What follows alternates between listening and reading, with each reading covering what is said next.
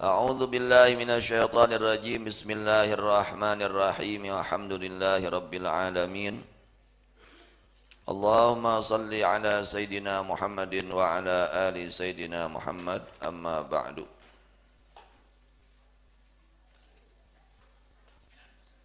Surat Hud ayat ke-99, yaitu masih menjelaskan tentang hikayat para nabi, para rasul. Di sini menjelaskan tentang Nabi Allah Musa alaihissalam. Jadi hikayat Nabi Syu'aib alaihissalam sudah dijelaskan. Sekarang yaitu menjelaskan tentang sekelumit hikayat Nabi Musa alaihissalam. Tugasnya para rasul adalah berdakwah, artinya dakwah, mengajak, diajak. Mengajak kepada apa? Intinya mengajak kepada ketauhidan. Mengajak kepada agar semua manusia mentauhidkan kepada Allah, mengesahkan Allah, agar mereka menyembah hanya kepada Allah, tidak menyembah kepada selain Allah. Itu tugasnya para rasul.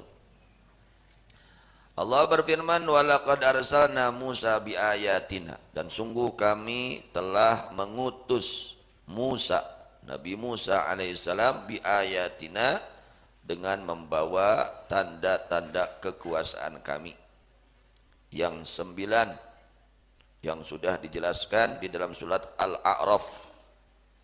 Ya, insyaallah hilap deui, insyaallah dijamin hilap deui. Bujeng-bujeng anu ngupingkeunana nu ngomongna ge poho deui, ya, dijamin hilap. Aya 8 bukti dari Allah Subhanahu wa taala ketika Nabi Musa alaihissalam mengajak-ngajak kepada Fir'aun. Eta tos dijelaskeun dina surat Al-A'raf. Aya surat Al-A'raf teh memeh surat Hud. Insyaallah hilap. Nah, keur si hilap nya.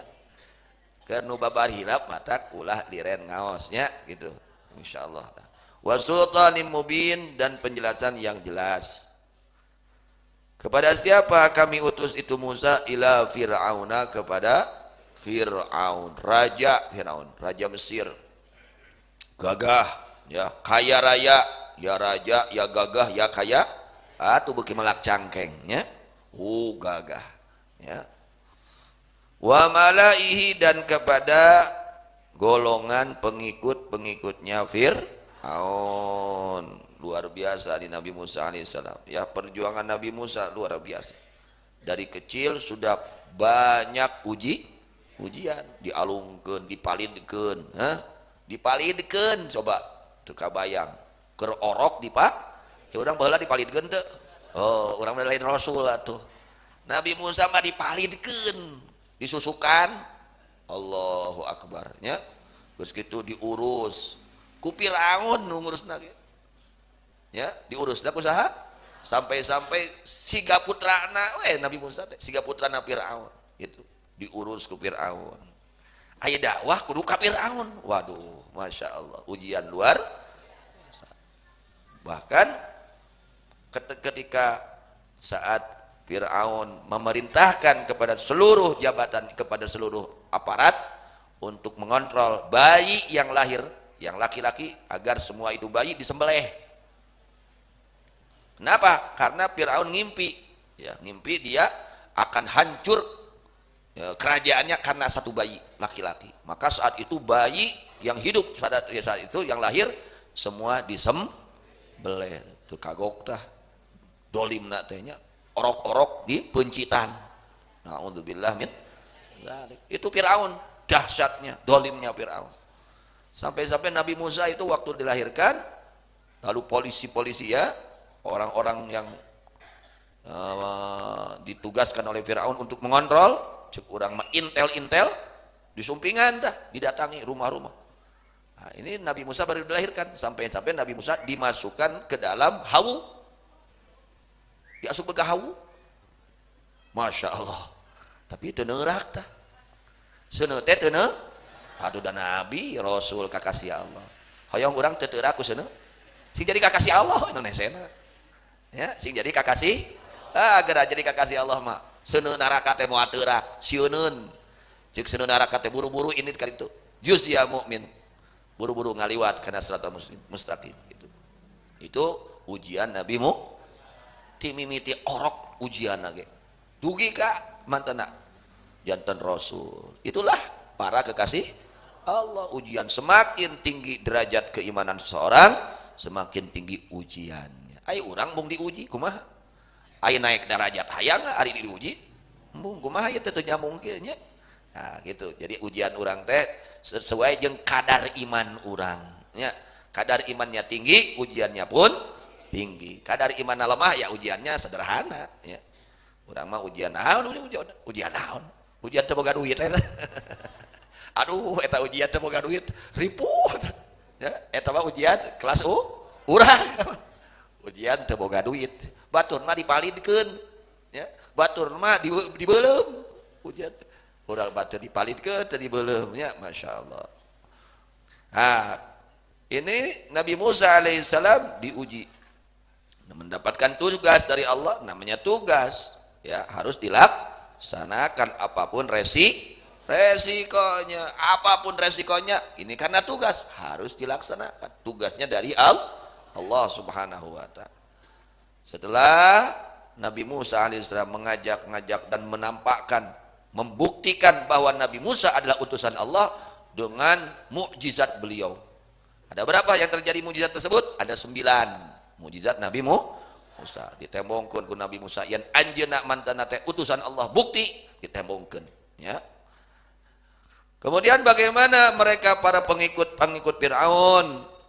Ya, mereka ada yang beriman, ada yang tidak beriman. Fattaba'u amra Firaun. Maka sebagian mereka pengikut Firaun ya, mereka mengikuti kepada perintah Fir'aun. Padahal wa ma amru Fir'auna birasyid. Dan tidaklah perintah Fir'aun adalah yang benar. Tidak mengajak kepada yang benar. Fir'aun memerintahkan untuk kufur terhadap ayat-ayat Allah. Bahkan Fir'aun mengaku dirinya Tuhan. Mengaku dirinya Tuhan. Karena dia gagah, karena dia kaya, karena dia raja, mengaku dirinya Tuhan. Akhirnya Allah adab. Diadabnya oleh Allah bukan dengan pedang, dengan air. Nah, dilalapkeun. Dikerem kucai lain ku bedog. Ya, kucai dikerem kucai. Akhirnya tenggelam itu ditenggelamkan oleh Allah Firaun. Mati. Ya. Nah, di situ menjadi peringatan. Bagaimana nanti di akhiratnya Firaun yakdumu qaumahu menuntun itu Firaun kepada kaumnya pada hari pada hari kiamat. Maka mereka mengikuti Firaun sebagaimana mereka mengikuti Firaun di dunianya. Saha anu dituturkeun urang di dunia? Tah jeung si eta kiri urang teh nuturkeun si eta. Mun urang di dunia dan nuturkeun para aulia Allah ke di akhirat urang bakal nuturkeun jeung para wali Allah. Di ayeuna sok saha dituturkeun ku urang? Kade tong lepat nuturkeun. Jangan salah kita mengikuti kepada siapa. Kalau kita mengikuti orang-orang baik, nanti di akhirat kumpul dengan orang-orang baik. Ya, usahakan. Ya, kalau orang kumpulnya di dunianya, mengikutinya di dunianya kepada orang-orang tidak baik, dikhawatirkan nanti di akhiratnya pun dia akan kumpul mengikuti kepada orang-orang yang tidak baik. Fa'auradahumun nar, maka memasukkan Fir'aun kepada mereka an-nar akan api neraka. Wa bi'sal wirdul maurud. Dan sejelek-jeleknya tempat yang dimasuki bahwa itu neraka. Wa utbi'u fi hadhihi la'natan, dan diikuti mereka di dunia ini dengan laknat, wa yaumal qiyamati, dan di hari kiamat dengan laknat. Bi'sar rifdul marfud, seburuk-buruknya pertolongan yang ditolong mereka, pertolongan mereka dengan laknat Allah. Itu ya. Eta kabeh zalika min amba'il qura, bahwa itu semua adalah dari berita-berita penduduk-penduduk kampung, penduduk-penduduk negeri. Naqussuhu alaika, kami kisahkan kepada engkau itu berita dikisahkan. Ailitukhbira bihi qaumaka lita'tabiru. Apa tujuannya? Apa maksudnya Allah mengkisahkan? Ini kisah bukan kisah dongeng, bohong, nyata. Kisah nyata. Bahkan kalau nggak percaya terhadap kisah yang dijelaskan oleh Allah, nggak sah imannya. Keluar dari keimanan. Ini apa tujuannya? Apa maksudnya? Apa gunanya? Allah mengkisahkan para nabi dahulu, kaum-kaum dahulu. Apa hikmahnya? Lita'tabiru, agar kalian mengambil pelajaran. Kade tong nuturkeun kalakuan Firaun bisi nasibna kaos Firaun. Kade tong nuturkeun kalakuan kaum Nabi Syuaib bisi nasibna kaos kalakuan Nabi Syuaib. Kitu maksudna. Dicarioskeun ya kalakuan umat baheula teh ngarah jadi pelajaran keur urang umat Kangjeng Nabi Muhammad sallallahu alaihi wasallam, jangan mengikuti akhlak mereka. Bisi naon nasibna kaos maranehna cilaka gara-gara teu ngagugu ka rasulna, teu taat ka rasulna, diajak-ajak hare-hare wae, kade ngahare-harekeun kan ajakan rasul bahaya ya. Umat baheula model kitu ya. Ailitukhbira bihi, kepada kaum engkau angkat agar mereka mengambil pelajaran. Minha qaimun wa hasid, minha adalah tetap dari sebagian itu kampung, qaimun bahwa yang berdiri, halaka ahluhu dunahu, binasa penduduknya tidak selainnya itu qaim. Jadi ada yang dihancurkan orangnya dan kampungnya hancur, orangnya hancur. Ada yang dihancurkan orangnya saja, kampungnya tidak hancur. Nah, itu ada yang dihancurkan itu orangnya saja tapi kampungnya tidak hancur. Ada lagi yang dihancurkan dengan kampungnya hancur semua ya, beak kabeh hancur jeung kampungnya. Allah katakan wa ma dhalamnahum, dan kami tidak zalim kepada mereka dengan membinasakan mereka tanpa ada dosa. Allah tidak zalim. Kenapa mereka disiksa oleh Allah? Ya karena ulah mereka, karena amal perbuatan mereka menanam dosa, melak doraka nyenya, ai melak doraka teh ngondang adab di dunia memeh ke dia gara-gara melak dosa atuh. Coba melak kahadean, melak amal soleh, melak kataatan, selamat bahkan bahagia. Selamat jeung gara-gara melak kataatan. Ai melak dosa mah da Allah bendu. Yang menjadi murka Allah itu penyebabnya dosa. Yang menjadi turunnya murka Allah, turunnya adab Allah itu dosa yang tidak segera ditobati. Walakin zalamu anfusahum, akan tetapi berbuat zalim mereka kaum anfusahum akan diri-diri mereka bisyirki, dengan perbuatan kemusyrikan. Mereka diajak supaya tauhid, malah mereka bersikap keras tetap di dalam kemusyrikan, menyembah kepada selain Allah. Akhirnya Allah murka dan Allah turunkan azab kepada mereka. Fama aghnat anhum alihatuhumul lati yad'una min dunillahi min syai'. Fama aghnat, maka tidak bisa menolak anhum dari mereka alihatum, Tuhan mereka yang mereka sembah, patung mereka yang mereka sembah ketika datang azab dari Allah, tidak bisa menolak, tidak bisa menolong. Ternyata tidak bisa menolong mereka sedikit pun. Lamma ja'amru rabbika, ketika datang siksaan Tuhanmu, datang siksaan di Allah, saha nu bisa nyenglarkeun siksaan. Datang penyakit, saha nu bisa ngaleungitkeun penyakit upami sanes Gusti Allah. Tah ieu teh pepeling keur urang nya, pepeling kanggo urang sadayana.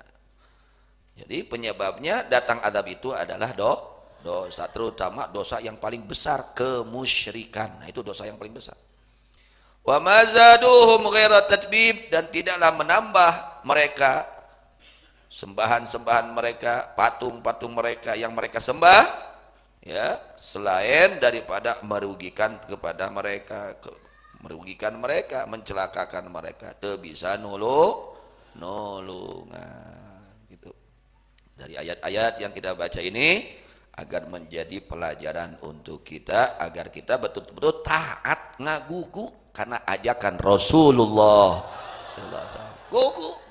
Gugu pirang ngagugu cek Rasul kudu anu mangga, cek Rasul ulah anu mangga, sakitu ngagugu tak gara-gara teu ngagugu nu jadi cilaka teh. Di mana urang teu ngagugu kana ajakan Rasul, siap-siap hariwang cilaka di dunia, naudzubillah ke dia akhirat.